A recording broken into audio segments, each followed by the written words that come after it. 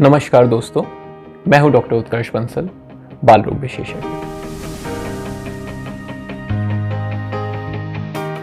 क्या आपको लगता है कि बच्चों में पेट में होने वाले कीड़े उनको परेशान कर सकते हैं या ये एक सामान्य प्रक्रिया है? तो आज इस विषय में थोड़ी बात करते हैं। बच्चों के पेट में होने वाले कीड़े बहुत ही ज्यादा परेशानी कर सकते हैं। ये बच्चों में होने वाली खून की कमी का एक प्रमुख कारण होते हैं। बच्चों के पेट में कीड़े पहुंचते कैसे हैं? ये कीड़े पेट में रहते हैं और उसके बाद मल के रास्ते या पॉटी के रास्ते वातावरण में पहुंचते हैं। वातावरण में पहुंचने के बाद ये हाथों से होते हुए वापस मुंह के रास्ते पेट में पहुंचते हैं। तो इसीलिए इनके ट्रांसफर को फीको ओरल रूट बोला जाता है।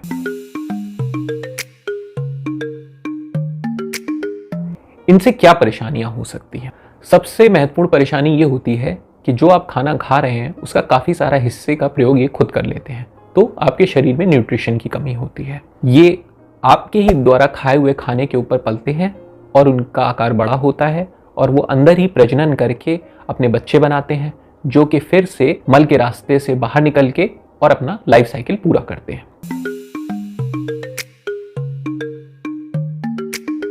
कई बार लोग ये सोचते हैं कि अगर बच्चा दांत किटकिटा रहा है रात में तो ये वॉर्म्स की वजह से है। तो ये एक भ्रांति है। दांत किटकिटाने और पेट में वॉर्म्स होने का कोई संबंध नहीं होता है। कुछ वॉर्म्स ऐसे होते हैं जिनकी वजह से इंटेस्टाइन में थोड़ी ब्लीडिंग होती रहती है, जिस वजह से खून की कमी होने लगती है। कभी कभी इन वॉर्म्स की वजह से बच्चों के पेट में दर्द भी हो सकता है, भूख लगने में भी समस्या हो सकती है। बच्चा कमज़ोर हो रहा है, अच्छे से खाना नहीं खा पा रहा है, उसके अंदर खून की कमी दिख रही है, तो ये एक संभावना हो सकती है कि उसके पेट में वॉर्म्स हों। ये वॉर्म्स कभी कभी मल द्वार के रास्ते से बाहर दिखाई भी दे सकते हैं और इनकी वजह से बच्चे को मल द्वार पे खुजली भी हो सकती है। तो ये कुछ ऐसे लक्षण हैं जिनसे आप पता लगा सकते हैं कि शायद बच्चे के पेट में कीड़े या वॉर्म्स हैं। अब इसका पता कैसे चलेगा? इसके लिए बच्चे के स्टूल की जांच की जाती है और उसमें वर्म्स के अंडे मिल सकते हैं या कभी कभी वर्म्स भी मिल सकते हैं। तो इस तरीके से पता चल सकता है।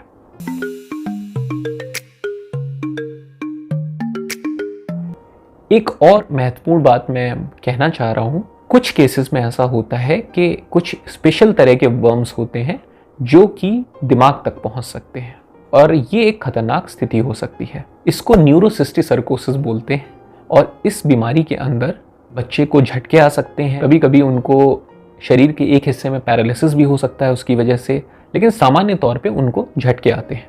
ज़्यादातर ये झटके एक ही तरफ शरीर के आते हैं, जिससे हम लोग इसको आइडेंटिफाई कर पाते हैं कि शायद ये न्यूरोसिस्टिक सर्कोसिस बीमारी हो सकती है। इसकी जांच सीटी स्कैन या एमआरआई के माध्यम से होती है और उसके बाद इसका लंबा इलाज चलता है, जिसमें कम से कम 6 महीने की दवा जरूर चलती है।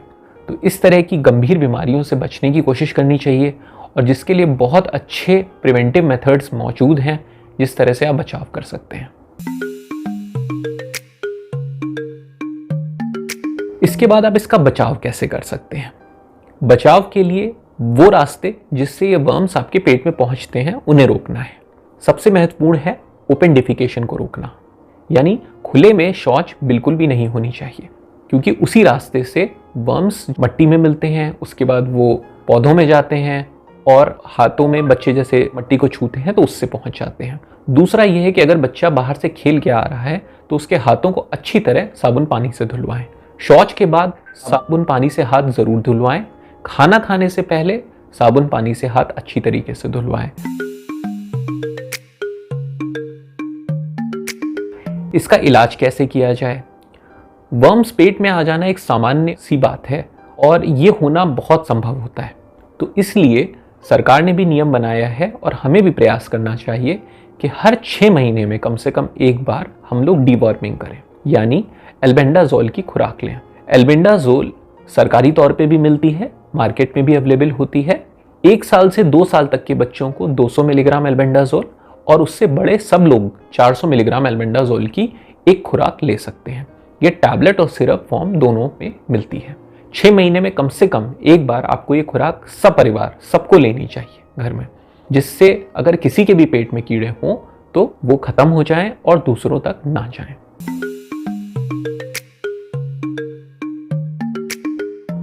अगर आप खुले में शौच का प्रयोग कर रहे हैं या ओपन डिफिकेशन जिसे कहते हैं कर रहे हैं, शौच के बाद अच्छे से हाथ को नहीं धो रहे हैं, खाना खाने से पहले अच्छे से साबुन पानी से हाथ नहीं धो रहे हैं, तो आपके पेट में कीटाणुओं के, इन कीड़ों के पहुंचने का बहुत खतरा है। अच्छी तरीके से हाथ धोएं और ध्यान रखें कि साल में कम से कम 2 बार डीवॉर्मिंग करनी है, जनवरी में और जुलाई में। बड़ों के लिए 400 मिलीग्राम एल्बेंडाजोल और 1 से 2 साल तक के बच्चों के लिए 200 मिलीग्राम एल्बेंडाजोल। अगर आप इन बातों का ध्यान रखेंगे तो आप वर्म से बचे रहेंगे और आप निरोगी रहेंगे। धन्यवाद। अपने बच्चों की स्वास्थ्य संबंधी किसी भी समस्या को लेकर अगर आप कुछ पूछना चाहें तो उसे कमेंट सेक्शन में पूछें। इस तरह के और इन्फॉर्मेटिव वीडियोस को देखने के लिए इस चैनल डॉग ऑन ड्यूटी को सब्सक्राइब करें। धन्यवाद।